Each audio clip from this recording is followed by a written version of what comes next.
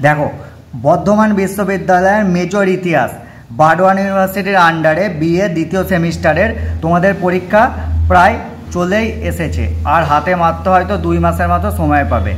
Major इतिहासेर आमी एबारे गुरुत्वपूर्ण video आमार चैनेले आनबो। ठीक है, देखो कोश्चेनटा हच्छे मिसरीय सभ्यतार स्थापत्य भास्कर्य और चित्रशिल्पेर परिचय दाओ। खूबই गुरुत्वपूर्ण একটা প্রশ্ন। এইটা মেনলি তোমার 5 মার্কসের পরে বা 10 মার্কসও পড়তে পারে। আমি নোটসগুলো এমনভাবে তোমাদের তৈরি করেছি যে তোমরা এই নোটসটা 5 বা 10 যাতে আসুক তোমরা লিখে এলে 12 নাম্বার ক্যারি করতে পারবে, অন্তত 60% তো পাবেই।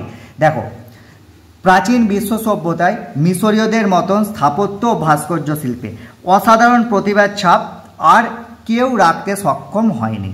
শুরু করবে এমনি নে স্থাপত্য ভাস্কর্য পয়েন্ট করবে, নে প্রথমত দ্বিতীয়ত করেও করতে পারো বা 1-2 করেও লিখতে পারো।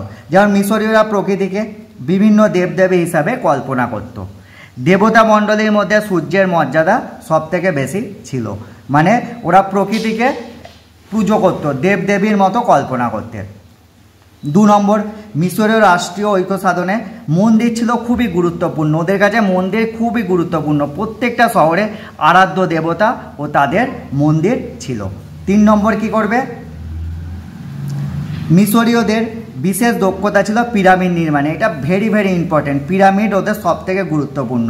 এখান থেকে একটা বড় কোশ্চেনও আসে, পরে ভিডিওতে আমি একটা পিরামিড নিয়ে বড় কোশ্চেন আনবো। পিরামিডগুলি বৃহৎ প্রস্তরখণ্ড দ্বারা নির্মিত হয়েছিল। পিরামিডগুলি ভূপৃষ্ঠে চতুষ্কোণ হয়ে মাথায় একটি বিন্দুতে মিলিত হয়। 4 নম্বর কি, মিশরীয়রা রাজপ্রাসাদে জলাধার অট্টালিকা নির্মাণে বিশেষ দক্ষতা দেখিয়েছিল। হয়ে গেল স্থাপত্য ও ভাস্কর্য। এবার পয়েন্ট করবে তোমার চিত্রকলা। মিশরের চিত্রশিল্পী গড়ে উঠেছিল ধর্মীয় বিশ্বাস থেকে। মিশরের চিত্রশিল্পের সূচনা হয় মন্দিরের দেওয়াল সাজাতে গিয়ে। তারপর সমাধি, পিরামিড, সাধারণ ঘরবাড়ির দেওয়ালে মিশরীয় চিত্রশিল্পীরা অসাধারণ ছবি এঁকেছিলেন। তাদের প্রিয় রং ছিল সাদা ও কালো।